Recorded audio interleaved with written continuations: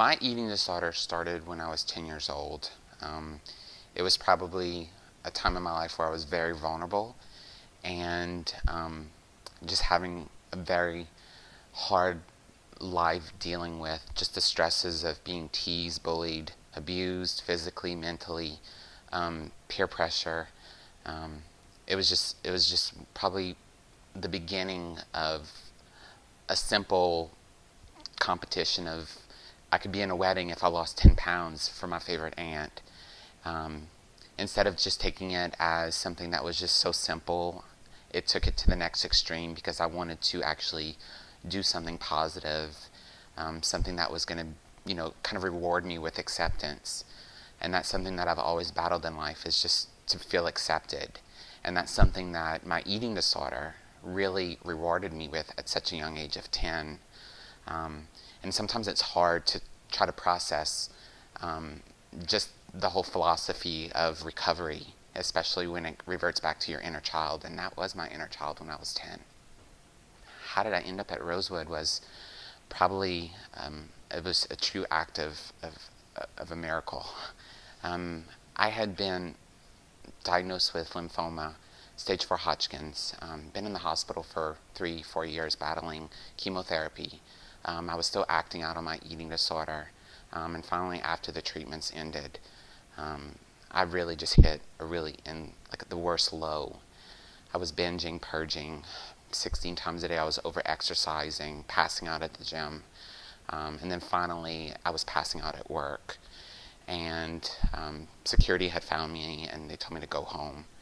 And then it kind of just trickled through all the points of bosses where they were just like, what's going on with you? Are you having a breakdown? And I never really shared what was going on with me. People had commented that I had lost weight and that I looked good, so I kept on going. But it was a phone call.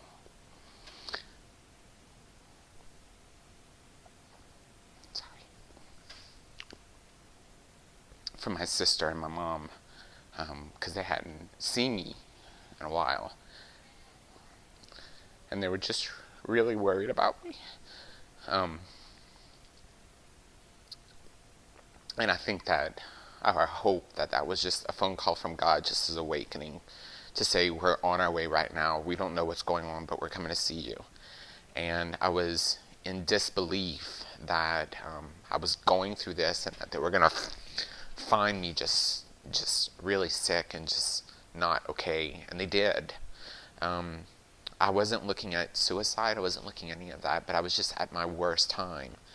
So they brought me back home. I was living in Houston. They brought me back home to New Orleans, and attempted to get me into some type of treatment, only to get rejected and say, oh, we don't accept men here, or, oh, you're gay, and all of these feelings came up, and the rejection got even worse. So I ended up going back home after packing my bags, getting interviewed, and saying, no, we don't want you. More rejection. And I ended up in the hospital, and my heart issues, I was dehydrated, I was passing out, and then finally my dad found, probably one of the only things my dad did well, he found this place in Arizona that accepted men for an eating disorder program. And I did an intake, and the next day I was on a plane to Rosewood, and I remember being dropped off at the airport, and I just had this huge sense of just relief that I was finally surrendering, and I was going to be in a place where I wasn't discriminated about being a male with a woman's disease.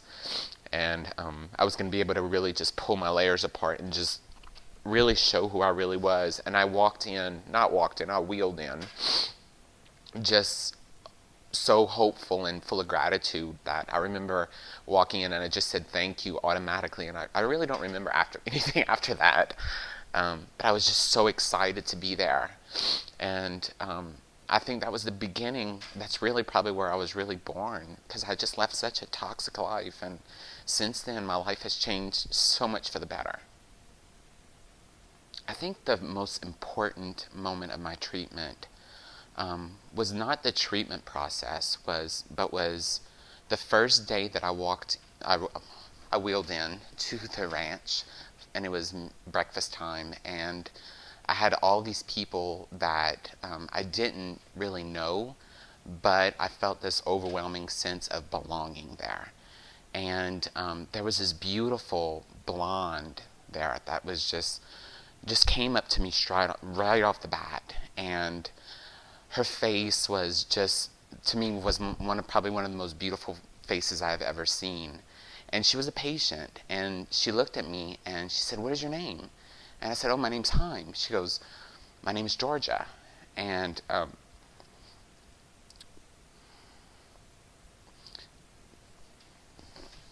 it was the only time in my life that someone had actually come up to me and wanted to be my friend. And I thought to myself, wow, this beautiful person wants to be, to talk to me. And she says, "We're going to be friends." And she winked and walked off. And I will always remember that, because she's no longer here. She passed away. And I hold on to that because I know that in life we have so many opportunities to just be who we are. And at that one moment, I was so raw. And God just literally gave me this incredible person that I looked up to. And even though we were on different paths, we came together. And it was one of many relationships that I made at the ranch and all the other places as well. But I look back on that and I'm so thankful to so many people. But I'm so thankful to God that He let me borrow that relationship, even if it was such a small amount of time, because I treasured it. Now I'm almost 5 years into recovery, and it hasn't been easy. I've worked hard. I've done pretty much what I was told, and then sometimes I've written my own story of treatment. I have subjected myself back to my toxic behavior, and I've survived. I haven't only survived my cancer. I have survived a dysfunctional family. I have survived treatment. I have survived being alone. I have survived loss. I have survived so much more. And the one thing that I'm so thankful for is that I have the best relationship with God. I have some truly remarkable relationships that I cherish now more than I probably would have in my eating disorder without sabotaging it. And my life, even though I've had some really bad things happen lately, I've still been able to hold my head up high and stand up straight and go, I'm okay. And it's okay sometimes not to be okay. But right now I'm okay. I believe that there's really no great advice to give anyone. But there's a lot of suggestions. And I believe that we all have our own path. And sometimes our path is not right for someone else. It's my own path. It's my own story. It's my own life. And I never try to, not validate people, because people need to be validated. That's how we become in our disorder.